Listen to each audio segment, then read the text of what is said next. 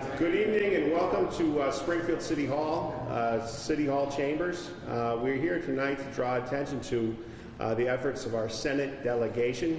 We are joined tonight with Senator Adam Gomez, Springfield resident and Springfield's state senator, along with his colleague Jake Oliveira, Senator Oliveira. And we're here to draw attention to their efforts on Beacon Hill in the Senate chamber. They were kind enough and thoughtful enough to submit an amendment restoring $3 million in casino mitigation money for Western Massachusetts. 10 years ago, when the casino legislation was passed and the voters approved the legislation, it came with a caveat that the legislation would have casino mitigation impact money to pay for impacts to the city of Springfield like traffic and crime. And not only is the city of Springfield a beneficiary of that impact money, the towns of Ludlow, Wilbraham, East Longmeadow, and even Holyoke are recipients of impact funds. Unfortunately, in the last year, that casino mitigation money is dwindling. And in the House budget passed several weeks ago, there really is not any money in there to restore the cuts that have happened to the casino mitigation funds. Now, obviously, on the federal level, there's been unforeseen cuts. That said, the state of Massachusetts has $8 billion in its rainy day stabilization fund.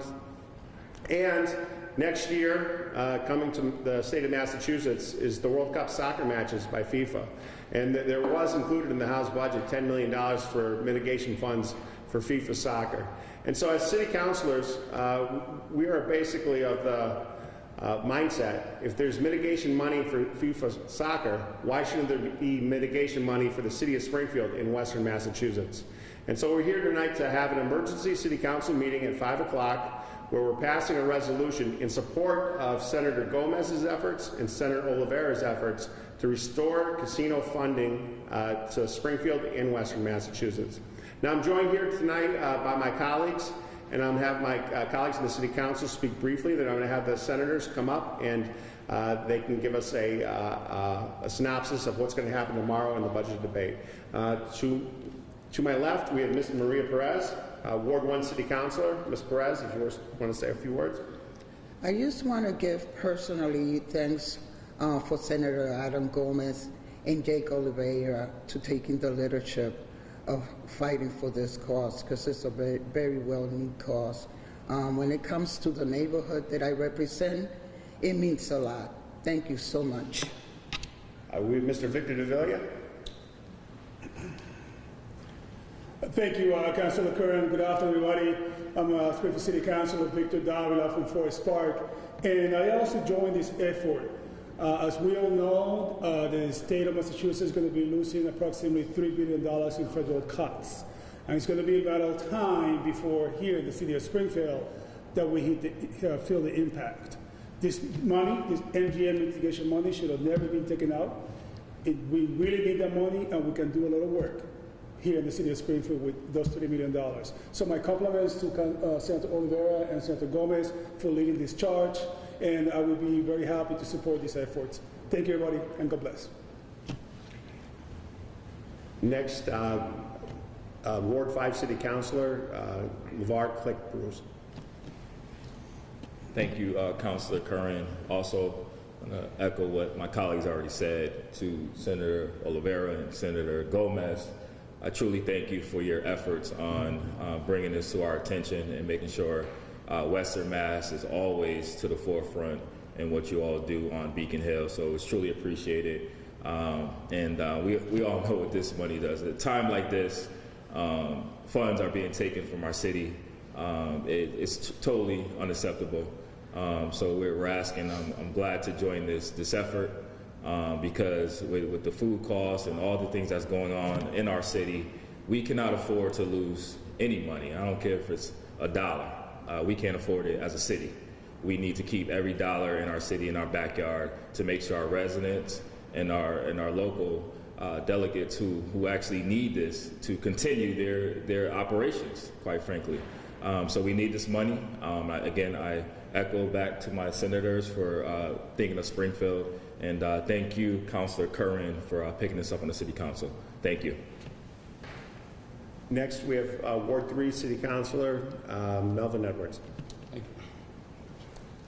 Just like to echo many of the sentiments that my colleagues in government have spoken of, giving much thanks and appreciation to the Senate leadership, here Mr. Oliveira and Senator Gomez. Everything everybody said, I agree with. We can't afford to lose a penny of dollars, and we're deserving of these funds. I also want to extend gratitude to the mayor speaking out on behalf of the city and then making the request as well. It's the right thing to do. There shouldn't be no controversy over this. This is the money that was allocated originally for us. There's no reason for it to be taken away. And in these trying times, certain times financially, the city of Springfield needs every penny it can get. So thank you to the leadership of First Sean Curran, my colleagues in government, and our Senate legislators, as well as our mayor. Thank you. I'd just like to take a second that we are joined here by the city's economic director, Mr. Timothy Sheehan. He's just in the audience tonight. Next, I'd like to introduce to you Senator Adam Gomez, Springfield State Senator. Thank you. Good afternoon, and I want to welcome members of our media. I want to thank the Springfield City Council for the invitation. Myself and Senator Oliveira are more than forthwith and willing to stand here shoulder to shoulder with our community. I also want to thank the administration for reaching out to both of our office on the request. This is actually what government is built for us to be able to collaborate from the state side and also our municipality on efforts when it comes to making sure that the community's voices are heard. So I want to get into a little bit about the amendments that myself and Senator Jake Oliveira have introduced. It's two separate amendments, basically. It's aimed at restoring funding that was previously allocated for the Community Mitigation Fund. This fund, primarily used by towns directly impacted by casinos and their communities, has had its main source of revenue, which is 6.5% of the casino gaming revenue, cut. Instead, these funds are now redirected to other local aid distribution mechanisms as determined by the legislature. This change was incorporated into the House budget for FY25 and the current FY26 budget. It does not include any revenue allocations to the fund. Currently, the fund holds approximately $25 million and is projected to be depleted within 1 to 2 years. The First Amendment seeks to restore the 6.5% revenue stream by directing funds that had been redirected to the Community Local Aid Fund, established under the same chapter to ensure the long-term sustainability of the Community Mitigation Program. So the First Amendment, what it does is not only directed towards the greater Springfield, Western Mass area, but it's more also inclusive with the other greater regional areas of Plainville and also of Everett. And we're happy to have been able to work with the legislature and some of our partners in having this conversation. And then the Second Amendment, so we are trying to, as a unit, to take two bites at the apple. And basically, the Second Amendment proposed is to reinstate the $3 million of funding specifically for Western Massachusetts, not only just the city of Springfield, and those communities surrounding the city of Springfield, because the way that the funding mechanism work, some of these cities and applications that are sitting with the Gaming Commission, that are the ones that distribute these funds, weren't necessarily just for the city of Springfield. So we just want to make sure that the information is clear on the specific money that we are trying to amend to this closeout budget. Both amendments are currently under debate and will require approval by our body tomorrow. But then also, if both of these or either one of these amendments are adopted by the Senate, it has to go into conference, and from coming out of conference, it will reach the governor's desk. And hopefully, if those different steps happen, the governor will sign, and it will come back to us for us to make it law. So with that, I would like to introduce my colleague, my partner here in the city of Springfield, Western Massachusetts, Senator Jake Oliveira, to tighten up the belts and whistles and to speak a little bit more over on exactly what we're trying to accomplish here for the community in Western Massachusetts. Senator Oliveira. Thank you, Senator Gomez. It's a proud day to partner with you to make sure that we get dollars flowing to Western Massachusetts. I want to thank the city councilors standing behind me today, including Councilor Curran, who has brought this issue to the forefront of the council, to Mayor Sarno and his team for continuing to be in conversation with us in the legislature. We are all about regional equity here in Western Massachusetts to make sure that we get our fair share of funding. And because of that, we have continuously advocated for increased local aid because we understand the pressures that are coming out from the federal government. We understand the cuts that are impacting our communities. We understand the cuts that are impacting our state level. And every dollar that flows into the city of Springfield is essential to provide the services that our residents expect out of their government. That is why the Community Mitigation Fund in casino gaming is so important for the city of Springfield and surrounding communities, because it provides those resources that are necessary in order to improve certain areas of our government, including public safety, our roadways, workforce development. Included within that casino mitigation funding was also supports for some other institutions that we have right in our backyard.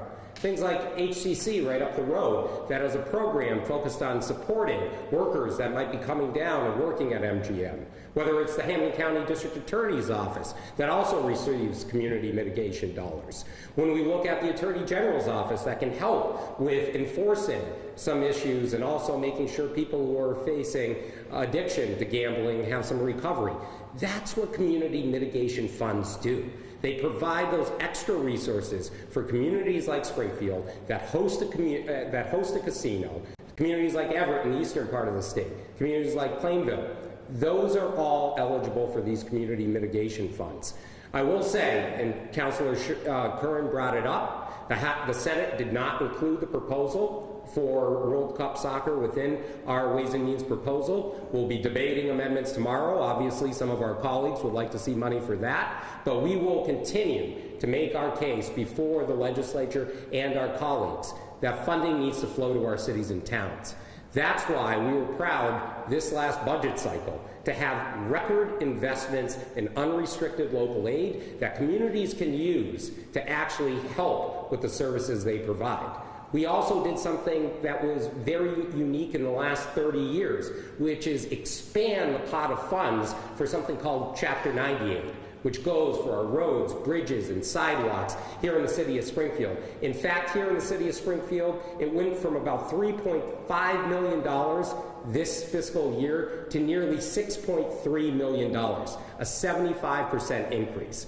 That's what the legislative delegation here in the city of Springfield is continuing to fight to do, to bring back those resources. And even if we are not successful tomorrow, the fight to get these community mitigation funds back to cities like Springfield will not end there, and we will continue to press the Healy administration, continue to press our colleagues to ensure that resources flow to Western Massachusetts. Thank you. Thank you, Senator. And now that everyone had their opportunity to speak, if there's any questions from the press to any of the members present, certainly now would be the time.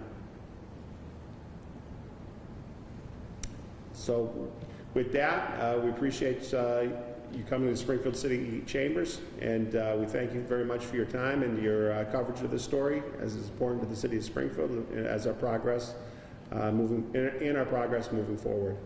Thank you very much, and this concludes the press conference. Following this press conference, we will have an emergency city council meeting of the whole, which we will vote on a resolution supporting the amendment that Senator Gomez and Senator Oliveira are introducing tomorrow. Thank you. Excellent.